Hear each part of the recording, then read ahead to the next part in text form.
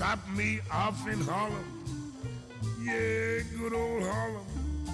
You have your fun under the Harlem sun, so drop me off in Harlem. There's Duke Ellington up in Harlem. He writes all his tunes in Harlem. And old Satchmo's still swinging way up in Harlem. All the cats are still up there. They're beating out those riffs. And Apollo, Puerto Rico, give you a great big lift. Yes, drop me off in Harlem. Yeah, man, beautiful Harlem. You get red beans and rice, it's very nice. Way up there in Harlem, that is.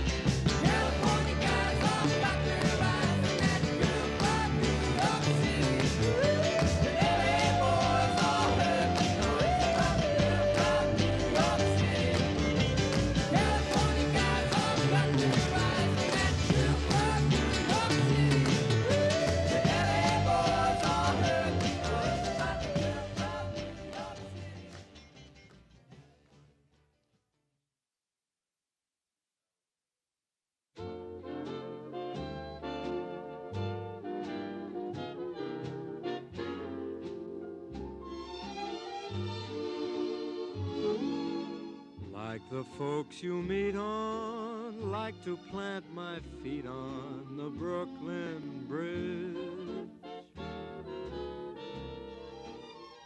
What a lovely view from heaven looks at you from the Brooklyn Bridge. I love to listen to the wind through her strings, the song that she sings for the town. I love to look up at the clouds in her hair, she's learned to wear like a crown. If you've been a rover, journey's end lies over the Brooklyn Bridge. Don't let no one tell you I've been trying to sell you the Brooklyn Bridge. All the folks in Manhattan are sad, 'cause they look at her and wish they had the good old Brooklyn Bridge.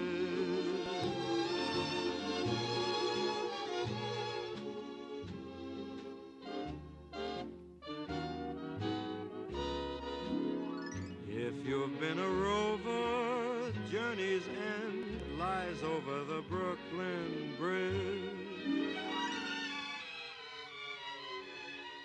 Don't let no one tell you that I've been trying to sell you the Brooklyn Bridge. You'll miss her most when you roam, 'cause you'll think of her and think of home, the good old Brooklyn Bridge.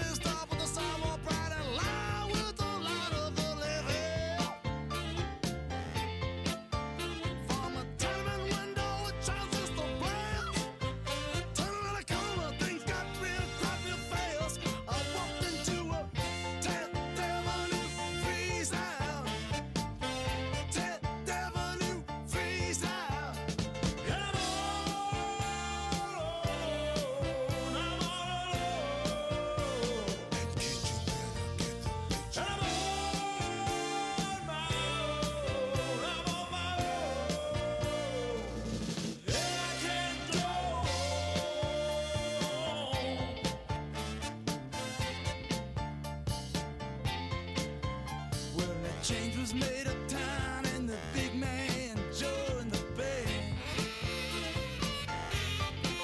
From the coastline to the city, all the little brothers ways of health. I'm gonna sit back right easy and laugh. Well, the school and the big man plus the city even half. 10th Avenue freeze out.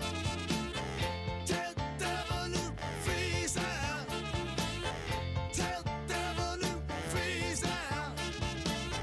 10th Morning all. We're going to get started in just a few minutes.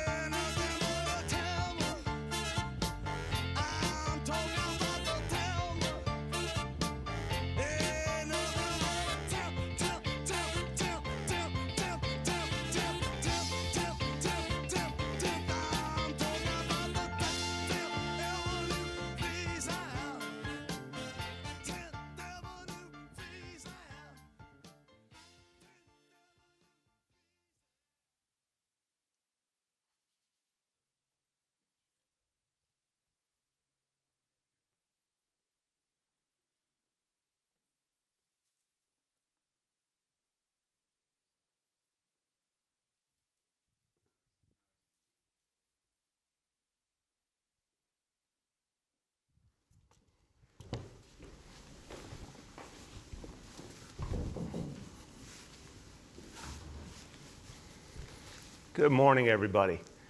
Well, this morning we're going to talk about the most important piece of reopening this city, restarting this city, the thing that matters so deeply to our children and our families, and that's starting our schools up again. And it is something we all feel deeply about, passionately about, because it's about our kids.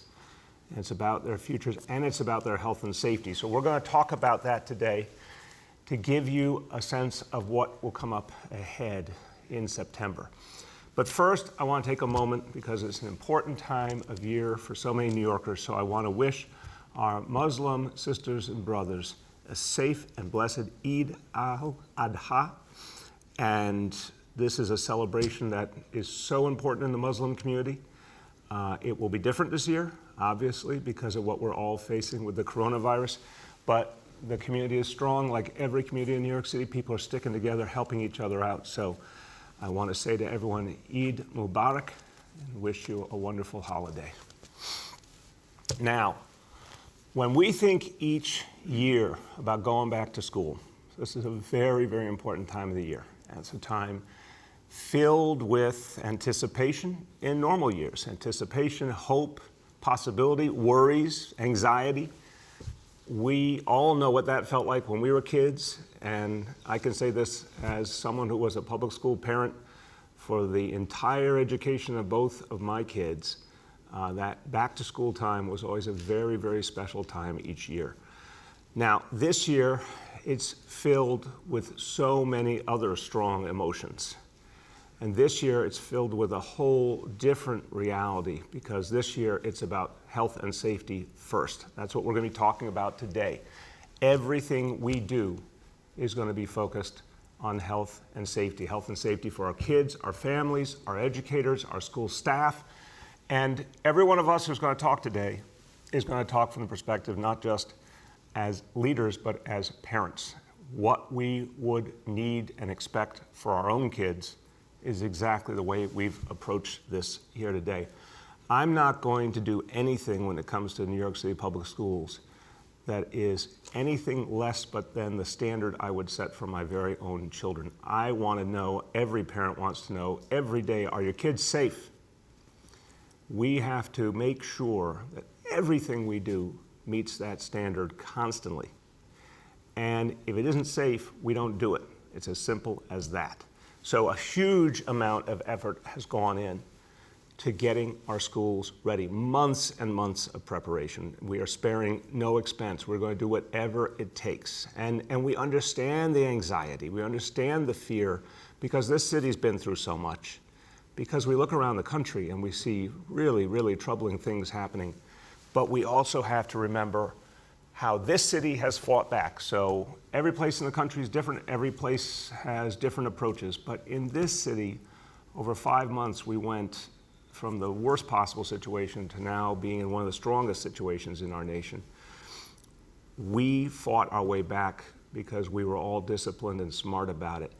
And now we're ready to reopen schools the right way and to serve our kids. And our kids have been through so much. Let's remember, we have to think about the needs of parents, educators, staff all the time. We have to make sure everyone's safe. But we also have to remember our kids and what they've been through, the challenges, the trauma, the dislocation. We owe it to them to give them anything we can to help them move forward after what they've been through. And I know for a fact, I've talked to a lot of educators about this, that when kids are in school, there's the greatest possibility that they can learn better, that they can continue to grow and develop socially. There's so many reasons for a child to be in school, including the food they get, the health care they get, the emotional support they get. This is why it matters so much, but it has to be done safely. Now, the people have spoken. We surveyed parents, 400,000 responses to our survey, 75% want their kids back in the classroom, and that is exactly what we are going to do. The plan, the essence of this plan is safety for everyone. And I need people to hear that because I know there's tremendous concern out there, but whether you're a student, parent, educator, staff member, your safety is the essence of this plan. And I can prove that by showing you all the different things that have gone into this plan and the fact that we're going to have an extremely rigorous standard for opening schools or, if necessary, closing schools, because we are putting health and safety first. So what are we doing? You've heard some of it before. We're using blended learning. Kids in school when they can be in school, remote when they can't, remote learning for any child, any family that prefers remote learning all the time. Social distancing guidelines in every part of the school, in the classroom and every other part of the school. Face coverings for everyone. Free priority testing for everyone in the school community. Making sure that teachers, kids, staff all have the personal protective equipment for free. We are going to go to the farthest extent, and what we're going to do is the thing that has helped New York City come back the whole time, which is focus on science, focus on fact, focus on data. And so we are going to hold New York City to a very high standard, our schools to a very high standard. We will not reopen our schools unless the city infection rate is below 3%. So every day I go over the daily indicators with you, number of people testing positive for COVID-19 citywide. Unless that number is below 3%, we will not reopen schools. That number is below 3%, we will move ahead with our plan. Now, let's be clear, I'm very hopeful when I say that, because New York City, thanks to all of your good efforts, has been under 3% since June 10th, 6 weeks in a row now. That's extraordinary, and today's indicators are very strong again. We know we can do it, but I want to hold that very tough standard, because I want to keep us all focused on what we have to do to keep safety first. And this is a way of proving that we will do things the right way, setting a very tough bar, but also one I am convinced we can achieve. So look, we have to remember, nothing is more important in New York City than protecting our kids, helping our kids grow, helping them learn. They are our future in every sense. Every family feels that. That's the path we've been on over 7 years. That's what we're going to keep doing. And as I turn to the Chancellor, I want to say the Chancellor and his team have worked incessantly to get this right. They've looked at examples from all over the world of what will keep the school community safe, and they've made a series of choices of how to do things from a health and safety lens first, while also making sure we can educate our kids. And I want to thank you, Chancellor, and your whole team for the work you're doing. Please give us an update. Thank you. Thank you, Mr. Mayor. First, I want to acknowledge what we all know to be true. March was extremely challenging for all of us. The entire city, the doctors, our scientists included, were learning about this disease in real time, in many cases with information that just wasn't known. It was one of the toughest times that we have faced as a city and as a school system. I also remember the fear and the confusion and the worry. So it's important to me that we build on everything we've learned over these past 5 months and everything we have been through since then. We are approaching reopening by centering health and safety as our foundational approach, basing our policies on the expertise of health professionals, period. We are focusing on the science, not science fiction. So here's what that looks like. In New York City, tens of thousands of New Yorkers are being tested every day, and we will be asking staff to get tested in the days prior to school reopening. The city will prioritize free testing for school-based staff with 24-hour turnaround time results at any of the 34 city-run testing locations. School-based staff members are also encouraged to opt into monthly COVID-19 testing, which is critically important. We are thoughtfully opening schools with physical distancing and cohorting of students requiring face coverings and thoroughly cleaning and disinfecting throughout the day and night. If an illness does occur, we will respond quickly, communicate clearly during investigations, and promptly to share decisions to quarantine classrooms or, if necessary, close schools. This approach means that we are well equipped to mitigate risk and share critical information with our school communities. You'll hear in a moment about the different scenarios we've mapped out in partnership with our colleagues at NYC Test and Trace Corps and the procedures that will be followed if someone tests positive in a school. But I want to speak directly to families and members of our school communities and affirm this. Your health and safety remain our highest priority. I know how hard this is. I've been a public school parent. I've been a teacher for over a decade in a classroom. I've been a principal. And I know what it feels like to want to do the best you can in education for your child or for your students, while ensuring that their health and safety and your health and safety is also being attended to. That's why we're taking this approach. That's why we won't settle for anything but the strictest and most rigorous processes for coming back to school. We have your back, and that will never change. Thank you so much, Chancellor. And I really want to emphasize that everything the Chancellor says, everything the Chancellor's team has been working on is about the health and safety of our kids and the whole school community. They've also been putting a lot of time and energy into thinking about the emotional needs of our kids, the mental health challenges our kids have gone through. So I want to just give a special thank you to you, Chancellor, to Deputy Chancellor LaShawn Robinson and her whole team.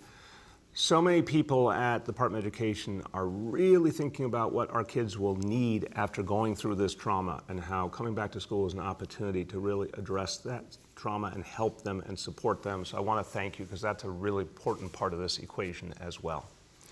Now, when we plan with a health and safety first perspective, we think of it very, very rigorously. That's why we're setting this really tough, rigorous standard to determine when we reopen, and again, right now, we are clearly meeting that standard. But we also have to be realistic when we plan. We plan for every eventuality, including when there's a problem, what you do about that problem. So we need to be ready if a child in a classroom becomes sick, if a child in the classroom is identified as positive with COVID-19, we need a plan for that. If it happens in more than one classroom, we need a plan for that.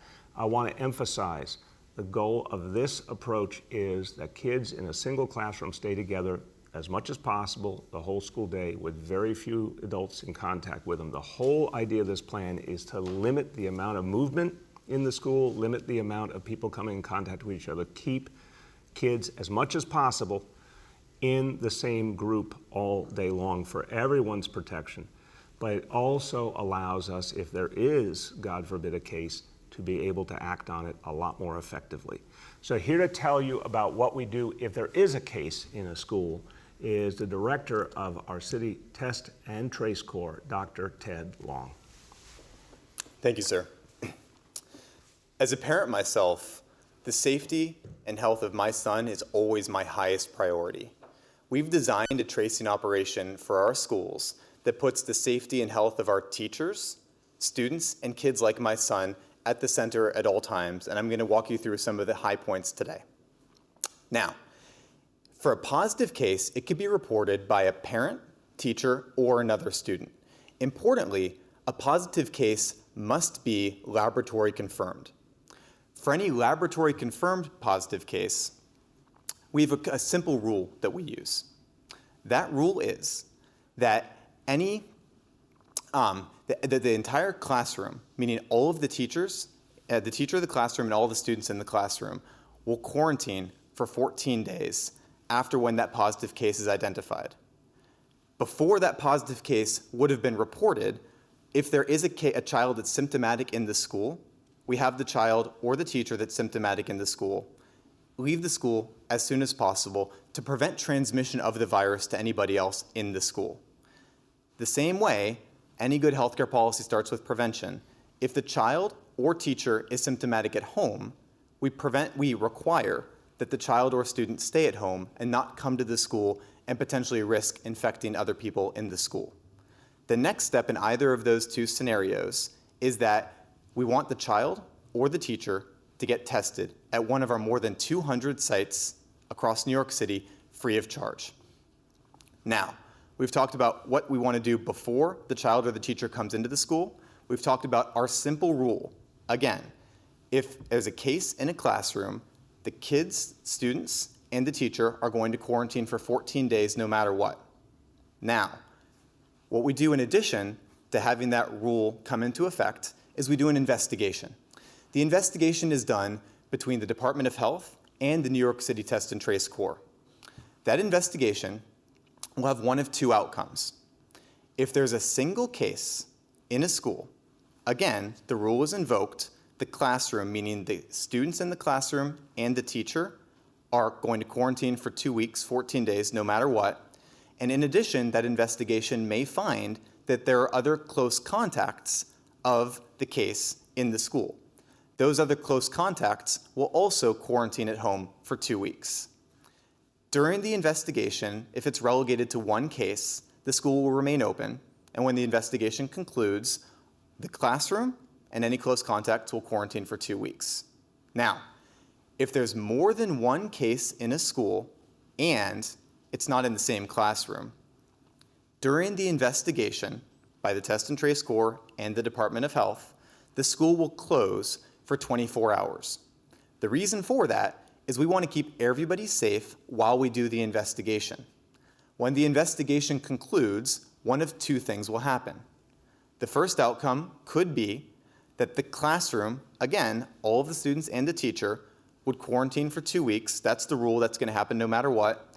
And any close contacts identified from either of the two or more cases would also quarantine for 2 weeks. But the school can reopen. That would be outcome number one. The second outcome would be that if we believe there is transmission or risk of transmission in the school between those more than one cases, then the school has already been closed for at least 24 hours during the investigation. The school will remain closed, both the classrooms, which happens either way per our rule, but also the rest of the school, to ensure that everybody in the school can be safe and then everybody in the school will quarantine for the 14-day period. Again, as a parent myself, the safety and health of our teachers, students, and kids like my son Dave must be at the center of everything we do. Thank you. Thank you very much, Dr. Long.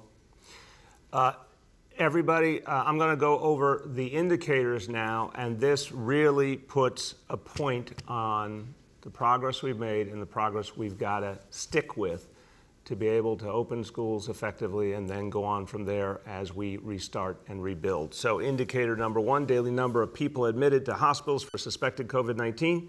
Threshold is 200. Today's report, 65 patients. Number two, daily number of people in health and hospitals ICUs. Threshold 375. Today's report, 268. And here is the most important one, percentage of people testing citywide positive for COVID-19. Threshold is 15%. Today's report, 1%. So again, that's the lowest we have been, and that is credit to every one of you, and let's double down on that. That's how we move forward, is keeping that number low. I'm going to say a few words in Spanish, but before I do, I want to refer to a feature that you'll see over the next 95 days because we're dealing with a lot of challenges and a lot of difficulties and a lot of trauma, as I mentioned, but we also have to remember that there's always rebirth and rejuvenation, and one of the things that's amazing about our democracy is that elections offer us a chance to decide where we want to go. And that will happen for our city and our country in 95 days.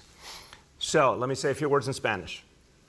Nuestra ciudad está trabajando para asegurarnos. I can do that better. I'm going to start again. Nuestra ciudad está trabajando para asegurarnos que nuestras escuelas pueden abrir de manera segura en septiembre. Solamente vamos a abrir las escuelas si el virus se mantiene bajo control. Y todos tendrán que usar mascarillas y mantener distancia entre uno y otro. Este año será diferente a los demás, pero vamos a trabajar juntos para que el regreso a clase sea seguro.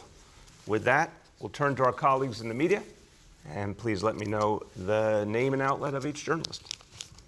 Hi, all. We have with us here today Chancellor Carranza, Deputy Chancellor Robinson, Executive Director of the Test and Trace Corps, Dr. Long, and Senior Advisor, Dr. Varma. With that, we'll start with Rich from WCBS 880. Good morning, all. Good morning, Rich. How you doing? Oh, I'm doing okay. I'm looking at this and thinking about the numbers. 1,100,000 kids and 1,800 schools, and thinking, the risk here obviously is obviously at some point somebody's going to come down with something. Are you guys kind of holding your breath going into this? I mean, it just seems like such an amazing undertaking. It is. It's an amazing undertaking for sure, Rich. But I'm going to say the most obvious thing. This is a city that is no stranger to big, challenging, heroic tasks. And this is what it's going to take. It's going to take everyone thinking about doing something historic. Now, I have absolute faith in our educators and our school staff that they are up to this challenge. And we know for a fact that parents and kids are ready.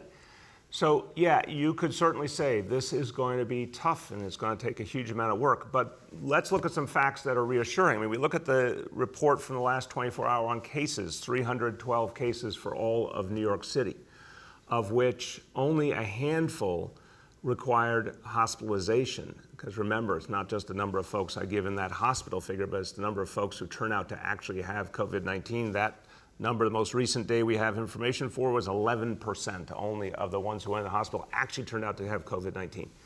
So, Rich, I say that to say this city has beaten back this disease to an extraordinary degree. Now, we must go farther. And this is something I talk to Dr. Ted Long about literally every day, about how we're going to use the Test and Trace Corps and all the other tools we have to keep squeezing this disease further and further. But you've seen in recent weeks how extraordinarily this city has fought back the coronavirus. So, Rich, that gives me hope. And the decision which I made to set that 3% bar was both a statement of rigor, but also a statement of belief that we can meet that goal because we've shown over weeks and weeks that that's where we are. So, big, tough job, but one this city is ready for. Go ahead, Rich. So just to follow up on the same topic, the teachers union, is the teachers union on board on all of this? I mean, obviously there's been some pushback, but teachers, there's a lot of fear among teachers, especially the older ones. Are you hearing about that? Yeah, and I'll turn to the chancellor. Look, we've made it an absolute cardinal rule that all these specific plans have been talked through with the teachers union constantly. The chancellor can give you a sense of just how intensive that work has been together with the two educator unions, with the unions representing staff. We have to do this the right way. It has to be health and safety first, and you can only do that by talking to people who do the work. We know that folks who have real and meaningful exceptions, like pre-existing conditions, we're obviously going to make accommodation for. And we know there's a lot of fear and concern among all the people who do the work. But we also know there's a lot of heroism, Rich. I mean, when we kept those regional enrichment centers open for the kids of essential workers, a lot of educators stepped forward ready to serve. A lot of staff stepped forward ready to provide those meals to families that needed them. Educators are incredibly committed people. They do this work not for fame and glory, certainly not for big payoff. They do it because they love kids and they want to support kids. So there are so many teachers who want to get back to the classroom because they know they can help kids best in the classroom. Go ahead, Chancellor. Thank you, Mayor. Rich, so yes, we are actively engaged with all of our unions around what return to school will look like. But I especially want to call out President Mark Cannizzaro from CSA and Michael Mulgrew from UFT, because we have workshopped on occasions for 4+ hours with teams from each of our organizations, really going through the minutia of every single decision. Now, do we agree on everything? Absolutely not. But we do have a process where we're actually kicking the tires and we're actually pushing the envelope. The rigor that the mayor spoke about also comes from those conversations where we want to be able to keep folks safe. That being said, there is no one larger than New York City. We're the largest school system in America, but I, on a weekly basis, have conversations with my colleagues of the 10 largest school systems in America. And I can tell you that just 2 weeks ago, of the 10 largest school systems in America, there were only 2 cities that could even have the consideration of opening for in-person instruction. That was Chicago and New York City. As we sit here today, the only school system that is maintaining that low rate that the mayor just talked about is New York City. So these kinds of conversations are very localized. There's a lot of activism that's happening for good reason. We want no one to get sick. But we also have been very clear, and our mayor has been very clear, that the health and safety of our children and those who serve our children are foundational as we think about what in-person learning will look like. And our union partners are absolutely at the table with us, helping us to define and design what that looks like. Next, we have Julia from the Post. Hey, good morning, Mr. Mayor, Chancellor, and everybody on the call. I have a couple education questions for you today. The first is that we have a school like the Manhattan New Explorations in Science, Technology, and Math that would have a reopening plan with all instruction happening remotely. So I'm wondering if that would be allowed. And then what you think about schools like Stuyvesant, who have a model for just 1 day a week, and are all the logistics really worth it for just 1 day of in-class instruction? I'll just start with a broad point before turning to the Chancellor. There are definitely going to be schools with exceptional situations, either because of the huge size or because they have an approach to education that might fit better with online. But overwhelmingly, the model here is the blended approach with 2 or 3 days in school each week, which is really going to benefit kids. This is all about why do we even have a school system to begin with? To help our kids, support our kids, prepare our kids, especially after, again, everything they've been through the last 5 months. So I'm sure there will be some exceptional situations and the DOE will consider those, but I want to come back to what I think the vast majority of people are going to experience, which is a blended approach that really does offer real support and continuity for kids. Go ahead, Chancellor. So great question.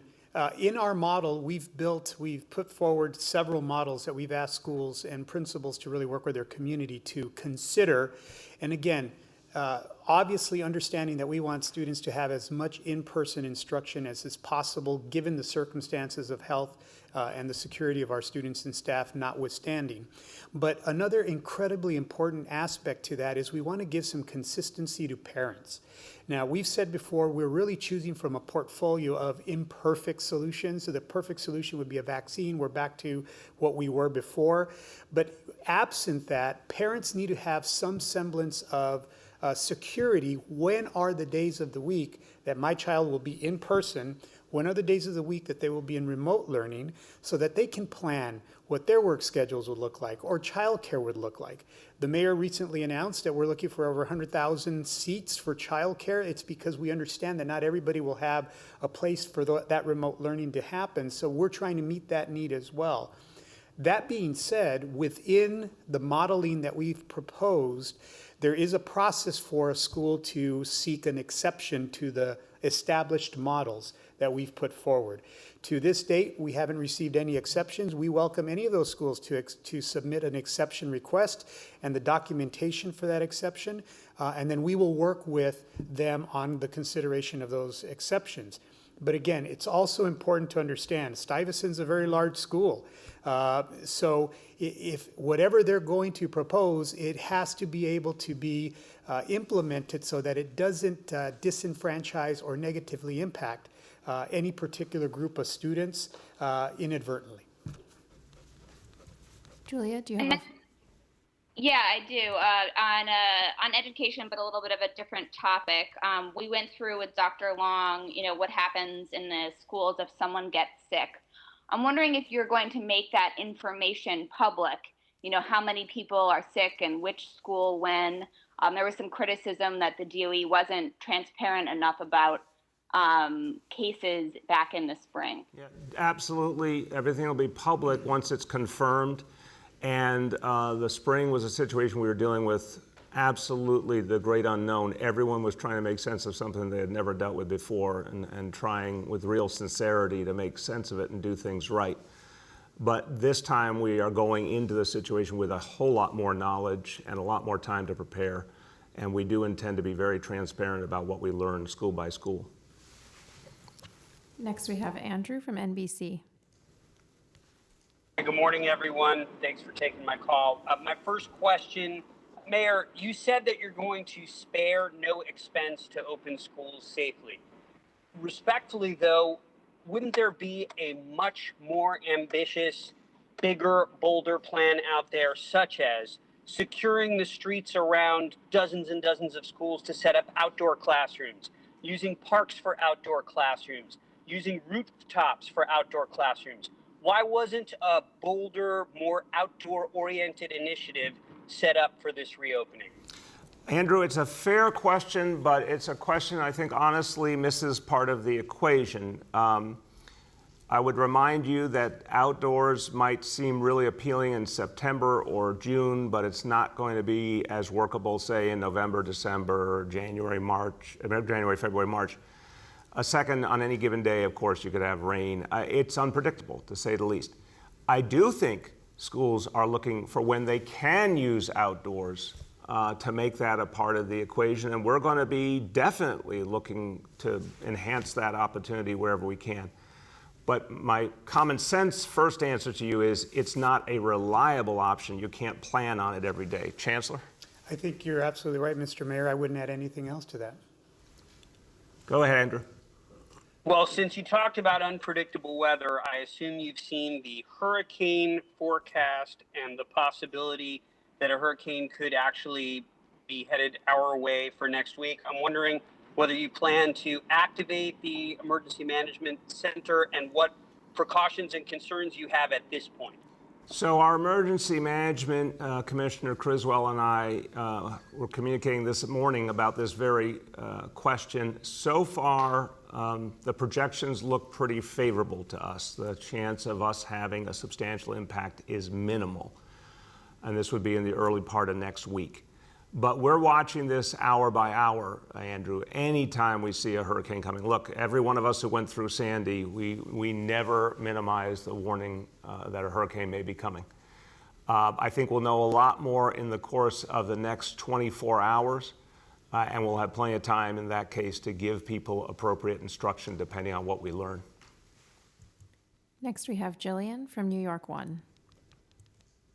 William Jorgensen. Jillian? And Can you hear us? you hear me? Sorry. Yeah. Are we there? Hey, can you hear me? There you go. Yes. How you doing? Okay. I'm good, thanks. How are you doing? Good, thank you. So I wanted to ask, it seems that there's no requirement for ongoing testing at any specific interval for teachers or for students. I see that it's recommended. I'm curious why that isn't required, given what we know about asymptomatic spread, particularly among young people, and given the fact that Major League Baseball is testing people every 2 days and that system is already not working out as well as everybody hoped. Why not require testing? Yeah, I mean, Major League Baseball is obviously a very, very different world for a lot of reasons, and their reality is they're moving constantly between different cities, including in places that are having a horrible upsurge in this disease. We are talking about New York City, which, thank God, is doing quite well because everyone's hard work. We want the maximum testing. We're talking, of course, about hundreds of thousands of educators and staff members, 1.1 million kids. We wanted to figure out the balance point of what was the right way to do things and attainable to. And we think a strong message that says to all the adults, go get tested. It's free. We're going to make it a priority that you will be prioritized for being tested. That's the right approach. And we know a lot of people want to get that testing. And so that's what we're going to keep doing, constantly making it available for free. And we think a lot of people will take us up on that. Do you want to add, either one of you? No, sir. No, sir, you covered it. Okay, thank you. Go ahead, Jillian.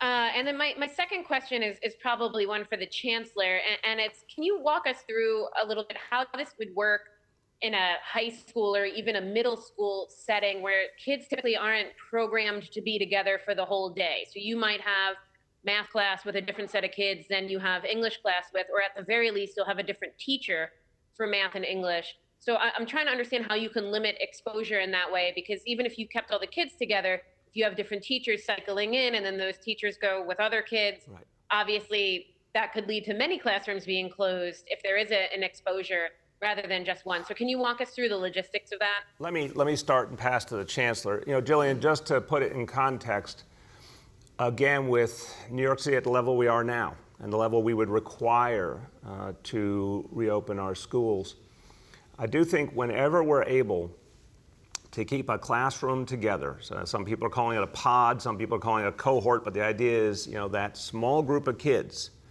stays together throughout the day. And then the goal, as much as possible, is just plug in a teacher or teachers into that. It really does limit the number of people who come in contact, and it makes the tracing, obviously, a lot clearer if you need to do tracing. You're right, the higher you go up, the more kids historically have moved around buildings or had different teachers, but we're right now re-engineering that as much as humanly possible to limit the number of people who interact with each other. And remember, everyone's wearing a face covering. Everyone's 6 feet apart, constant cleaning.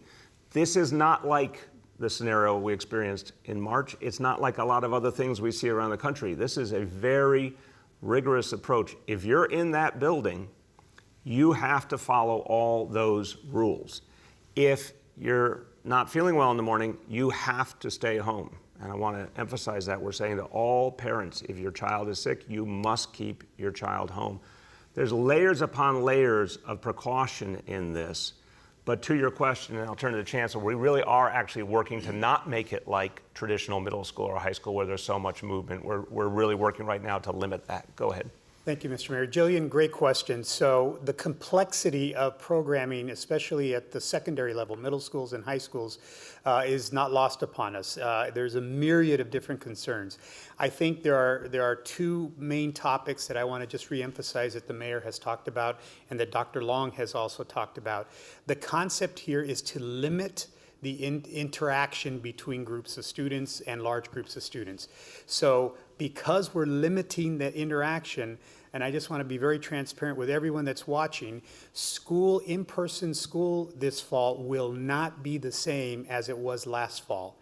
You just cannot have that kind of an environment given all of the safety requirements, the social distancing requirements, all of the things that we have to do to be preventative, as the mayor has talked about. So I just want to set the level of expectation. It will not look the same, but we think that the benefits of being in person with teachers are really important for us to be able to have this alternate way of going to school. And the really good thing about New York City is we have incredibly innovative and out-of-the-box thinkers in terms of our principals and teachers and school leadership teams that are right now grappling at how do we keep this concept of limiting interaction, but also get to as much of that middle school, high school experience as we can. Amen. Next, we have Liliana from Univision. Good morning, everyone. Thank you for taking my call. Good morning.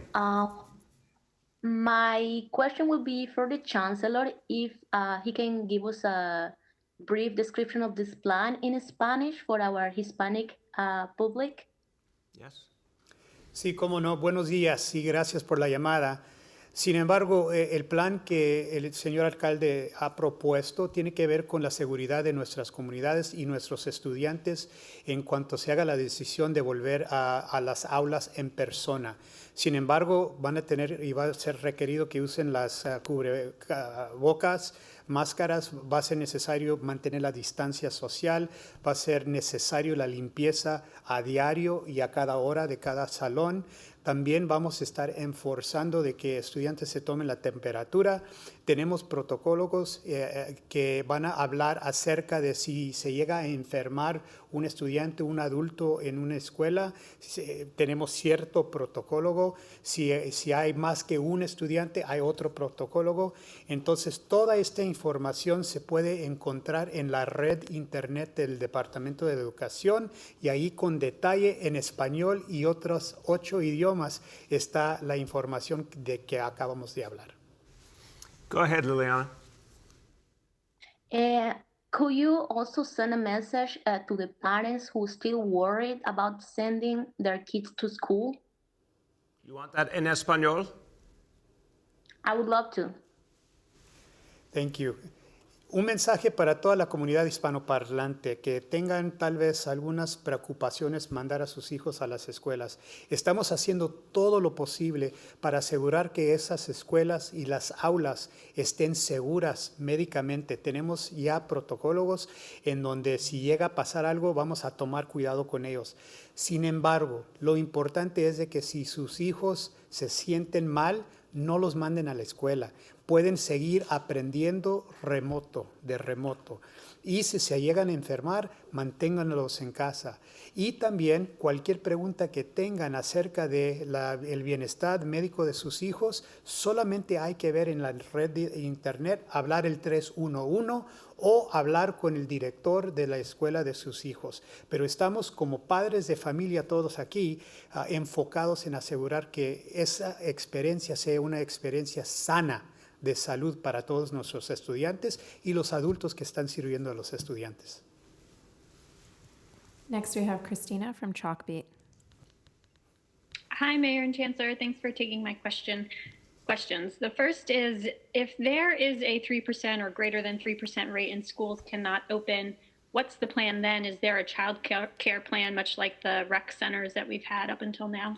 So again, the 3%, I want to make sure everyone understands, on a 7-day rolling basis, so 7-day average to open schools, and that would also be the standard we'd hold. If at any point we saw it go above that number, that would be a reason to close schools across the board. So very rigorous, careful standard. The obvious plan B is everyone goes to remote learning. We obviously had to figure out how to do that under very, very tough circumstances before, and have learned a lot about how to do that.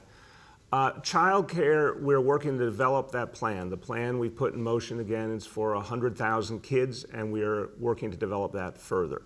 So that plan's going to move forward no matter what, because the other thing to remember, Christina, you I'm sure have thought about this a lot given the publication you work for. We have to also prepare ourselves for a very non-linear experience. The school year proceeds over 10 months, and the fact is we don't know what it's going to look like for that whole period of time. Our hope and dream is a vaccine real soon, everyone gets vaccinated, we're back to full strength. But we may have times where things get better, we may have times that things go worse. We have to be able to go into full remote if necessary. We need to be able to come out of full remote. So the child care is going to be ready in any situation, and again, we hope to build upon that and add more seats. Go ahead.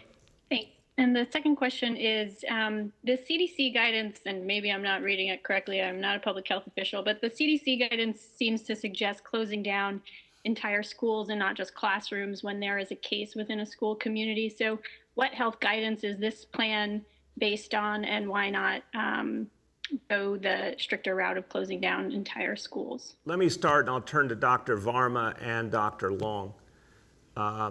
So first of all, remember that our version of this whole approach is based on what New York is doing, which is obviously in so many ways more rigorous than what's being done in other parts of the country. We are layering all these health and safety measures in place simultaneously. We're also very devoted to that pod approach, so that we're going to have kids limited in who they come in contact with. And that means if you have a case that, God forbid you have a case, but if you have a case in a classroom, it gives us the real potential to keep that from spreading outside that classroom by isolating everyone who's been in contact with that classroom.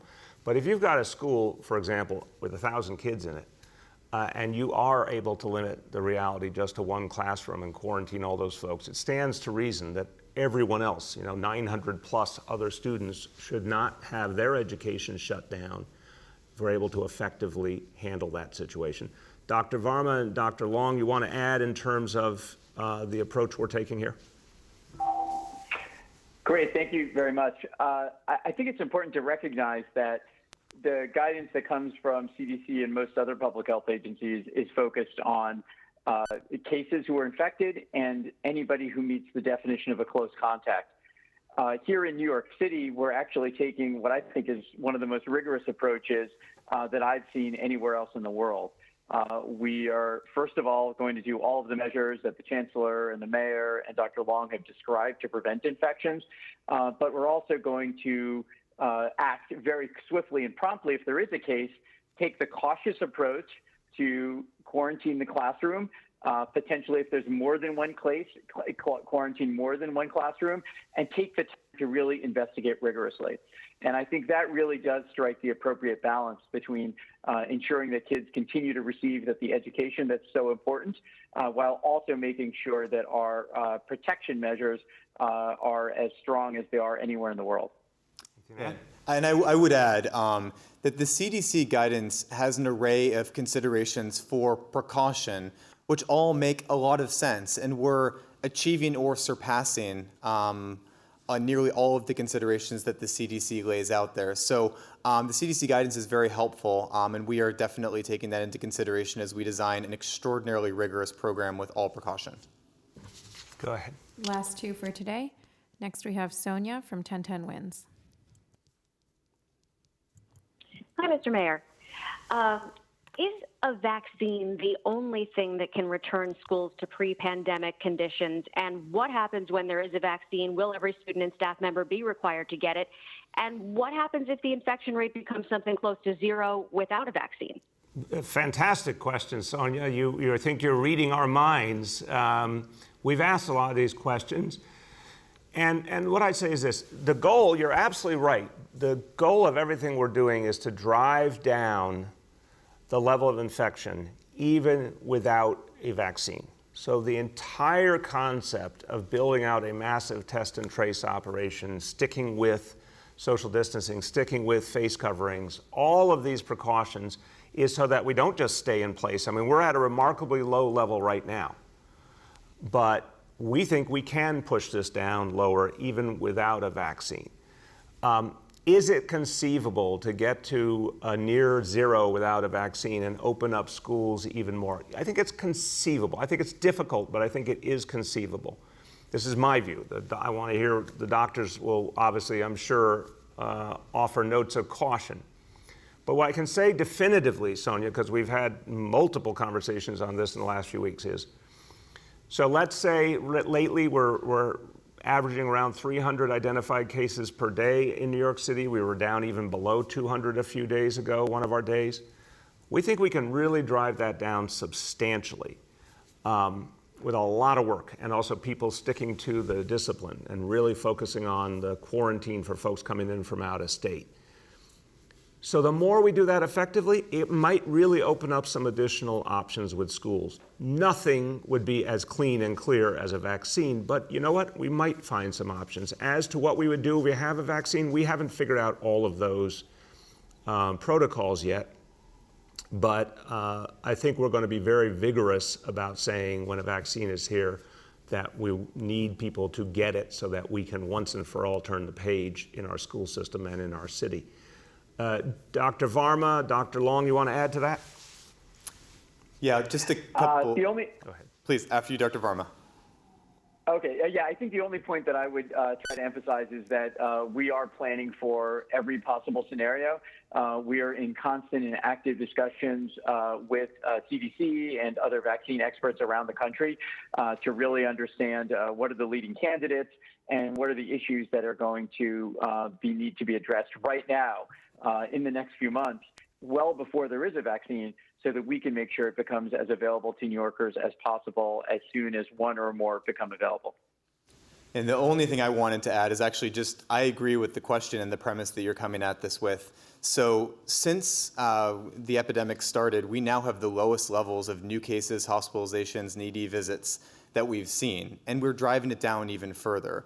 So I just want to agree with you that the purpose of the Test and Trace Corps and everything that New Yorkers have earned is to keep the virus suppressed, but further drive down the levels as much as we can together. And I think we've seen that over the last couple of months.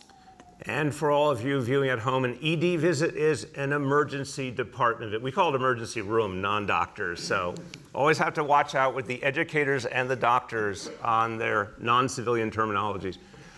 Sonia, did you have a follow-up? Thank you. Those are my questions. You good? Okay, great. Go ahead. Last one for today. We have Jessica from WNYC.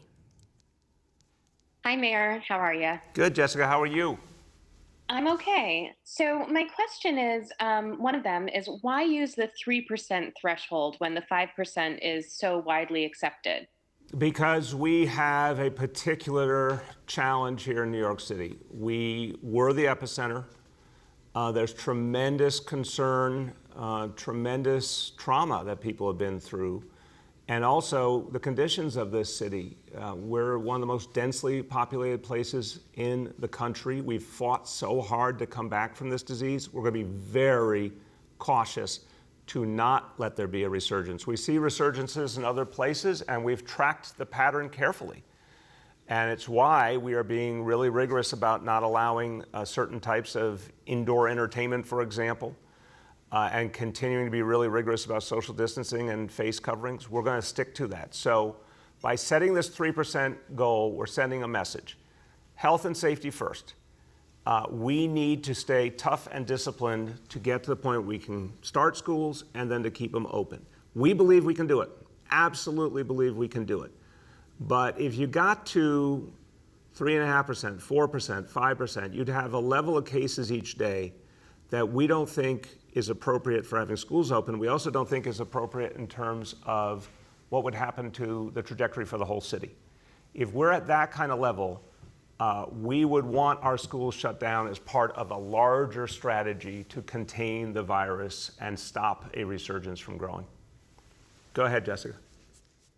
Sure. So my other question is, my understanding is that if there are two different cases in two classes, and the classes quarantine while they are investigating, what would trigger a school closure? What are the kinds of things that investigators will be looking at to determine how widespread this is in a school?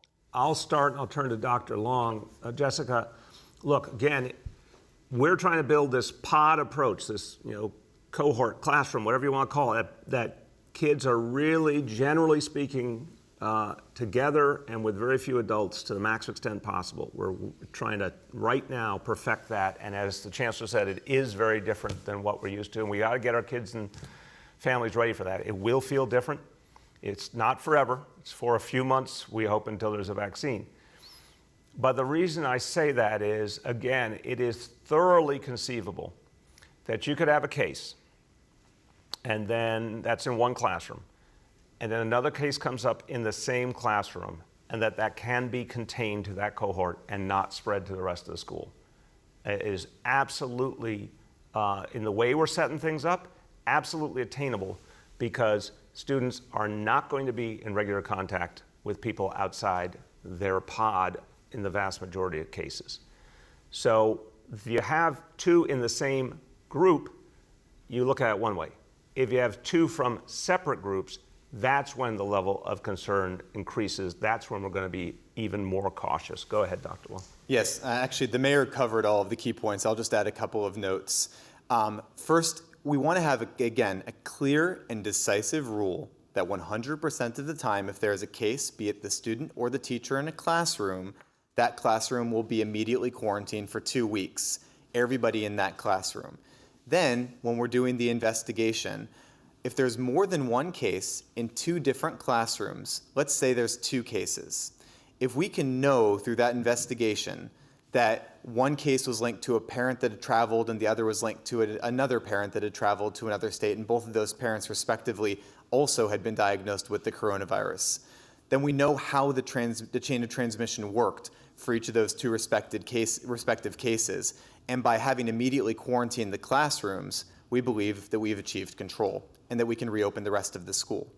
Now, in a different scenario, if there's 2 students in 2 different classrooms, but we can't know for sure, and that's where the investigation comes in, where they contracted the virus from, there could be transmission going on in the school. So we, before we even started the investigation, had already in that scenario closed the school temporarily to make sure that there wasn't any further transmission. So we took immediate action to keep everybody safe.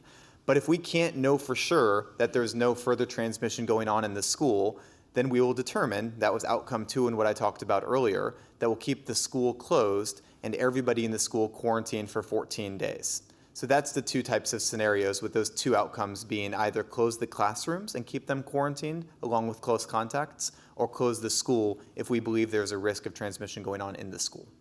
Mr. Mayor. Please, just to add a non-medical perspective to that question as well. So when we talk about closing the school, we're talking about closing the physical environment of a school, but it also triggers immediate remote learning for those students. So they're not learning, but they're just not doing it in person. So I just want to make that point, because it's not like snow days of the past. They will continue learning, but they immediately switch to a remote learning mode. Exactly, and really important point that at any point, any family can choose to move to remote learning. And this is something, and again, this is how I want to close, and it picks up on the question that Rich Lamb asked in the beginning about just the sheer extent of this undertaking. I mean, this is a massive, massive effort, but this is the place that can do it. In New York City, people are not afraid of hard work, and they're not afraid of a challenge.